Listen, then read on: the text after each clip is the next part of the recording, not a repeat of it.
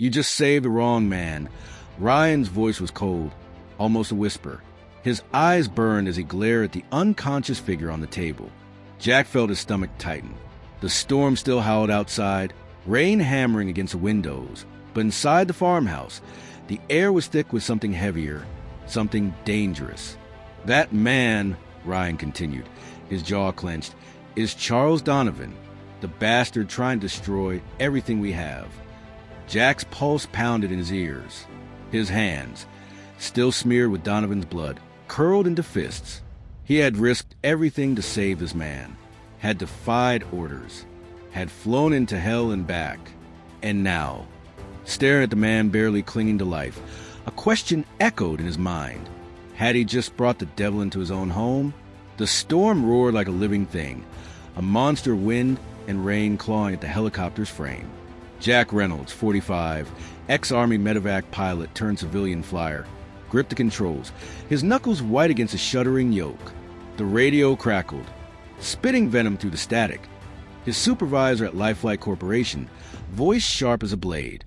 Davis Canyon's off limits, Reynolds. Horizon Air's got jurisdiction. Stand down now.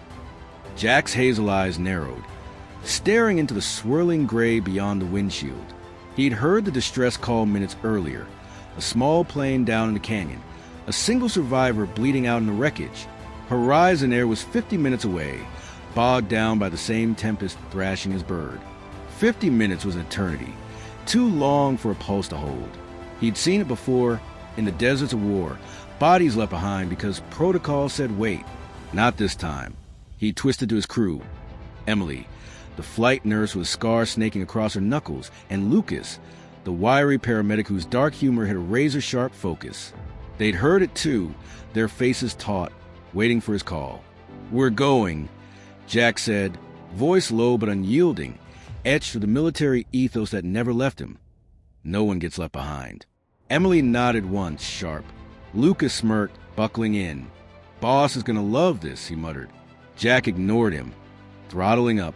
The chopper surged into storm, swallowed by a maelstrom of fury and shadow. Davis Canyon loomed below, a jagged scar carved into the earth, its cliffs shrouded in mist. Lightning splintered the sky, illuminating the chaos as Jack wrestled the helicopter through gusts that threatened to slam them into the rocks. The altimeter shrieked, red lights flashing. "Hold tight," he growled, teeth gritted. Emily leaned forward, peering through the blur. There, 2 o'clock. Wreckage. A mangled plane lay smashed against a boulder, its fuselage crumpled, tail thrust upward like a plea for help. Jack banked hard, spotting a narrow ledge just enough to land.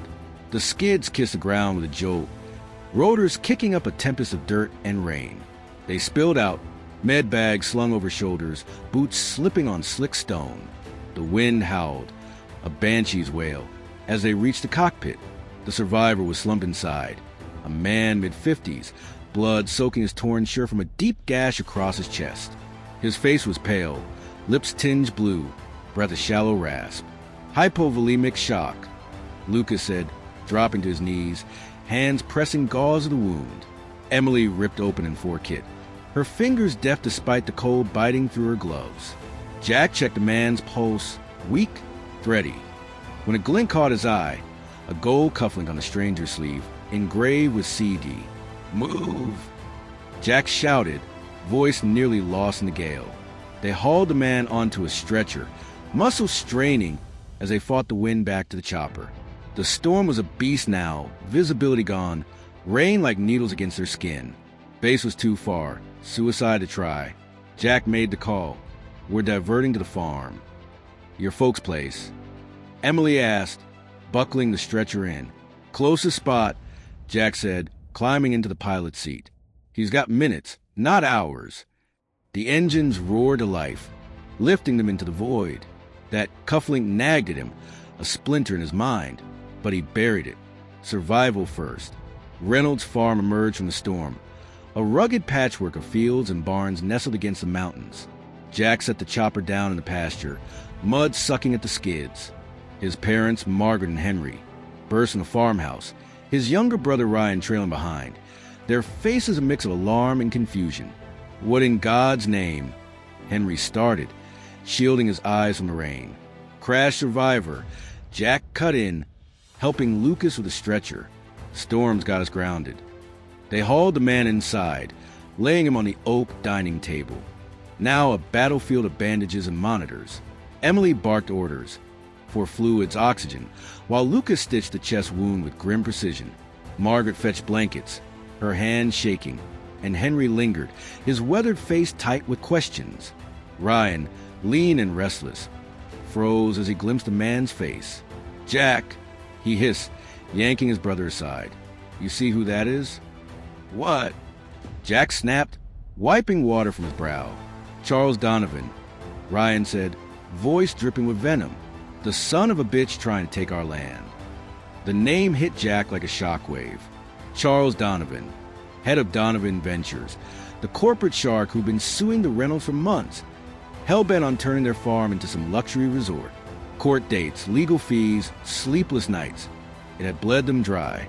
And now he was here unconscious, saved by Jack's defiance, sprawled on their table with that damn CD, cufflink gleaming like a taunt. Margaret overheard, her breath catching. "You're sure?" "Look at him," Ryan said, pointing. "That's the bastard." The room went electric with tension. Henry's fist balled, his voice a low growl. "We should have left him out there." Margaret shot him a look, fierce and steady. "No, Henry, he's hurt. We help him. That's what we do." Jack met her gaze, hearing his grandfather's voice in his head. "Show mercy to your enemy, and you might just save yourself too." He nodded. "Mom's right. We save him." But as they worked through the night, rain hammering the roof, the stranger's heart beat a faint beep on the monitor. Doubt crept in. Had Donovan's plane gone down by chance, or was there more to this? And what would happen when those cold eyes opened? The storm raged on, trapping them in a cocoon of unease. Jack stood watch by the window, the wind rattling the panes, while Emily and Lucas took shifts monitoring Donovan. Around midnight, the man stirred, a groan escaping his lips. Jack tensed, stepping closer. Donovan's eyes fluttered open, glassy but sharp, locking onto Jack's face. "Where'm I?" he rasped, voice like gravel. "Reynolds Farm." Jack said flatly, "You crashed. We pulled you out." Donovan's brow furrowed, confusion giving way to recognition. He shifted, wincing, and spotted the family around him. Margaret with her stern kindness, Henry's barely concealed fury, Ryan's glare. "Reynolds," he murmured, then fell silent, eyes drifting to that cufflink. "You know who we are," Ryan said, stepping forward. "Don't pretend you don't." Donovan's gaze hardened, but he didn't deny it. "I didn't plan this," he said, each word a struggle. "The plane engine failed. I was heading to a meeting." He trailed off, coughing, blood flecking his lips. Emily adjusted the oxygen mask, shooting Ryan a warning look. "Save your strength," she said. "You're not out of the woods." Jack watched him, searching for a lie, but exhaustion dulled Donovan's edges. Still, the coincidence gnawed at him. A man who'd spent months trying to destroy them, now at their mercy. Was it fate or something darker? Before he could press, a sharp crack split the air, a branch slamming the roof. The lights flickered, then died, plunging them into shadow. Lucas cursed, fumbling for a flashlight. "Generator's out," Henry said, heading for the door. "I'll fix it." Jack grabbed his arm. "Not alone. I'm with you." Outside, the storm was a wall of chaos, trees bending, debris flying. They fought their way to the shed, rain blinding them, when Jack spotted something odd. Tire tracks in the mud, fresh, leading toward the barn. "Dad," he shouted over the wind. "Someone's been here." Henry's face darkened. "Looters? In this? Or worse?" Jack said, hand brushing the old pistol holstered at his hip, a habit from his army days. They crept toward the barn, hearts pounding. Inside, a figure moved, a man in a black coat, rifling through a crate. Jack drew the gun.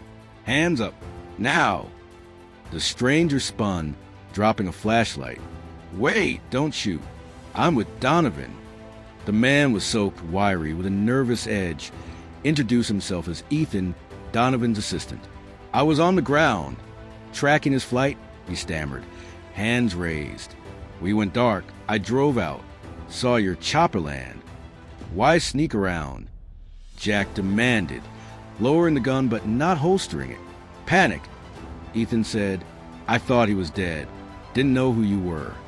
He pulled a phone from his coat, showing a tracking app with Donovan's last signal, right over the canyon. He's my boss. I had to find him. Henry grunted, skeptical. Convenient story. Check it, Ethan said, tossing the phone. Jack did. The data matched. But unease lingered. Was Ethan just a loyal lackey or a loose end in something bigger? They escorted him back to the house, where Donovan confirmed his identity with a weak nod. He's mine, he rasped. Stand down, Ethan. The generator hummed back to life, lights flickering on. But the night left a shadow. Someone else knew Donovan was here. And Jack couldn't shake the feeling they weren't done with surprises. Dawn broke, the storm fading to a bruised sky. Donovan stabilized, enough for transport.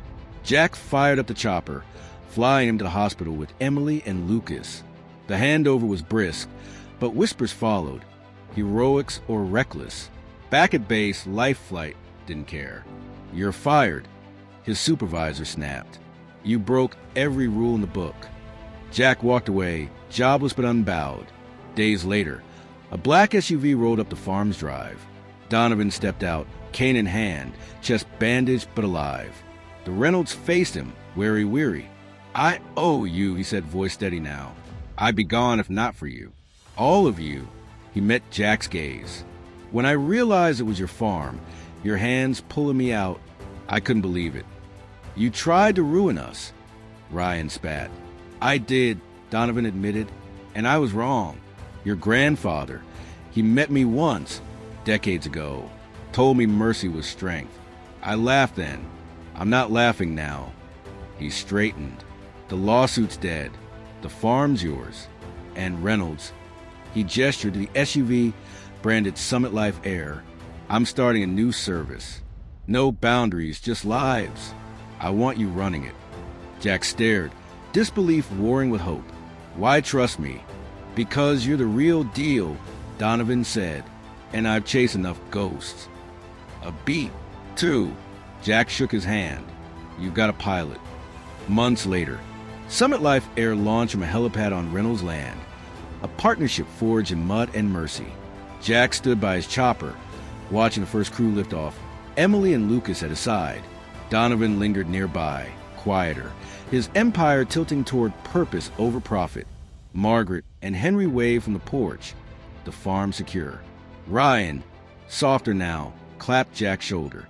Grandpa'd be proud. Jack nodded, eyes on the sky. One act had turned an enemy into an ally, saved a legacy, and built something new. The horizon stretched wide, clear, endless, calling him home.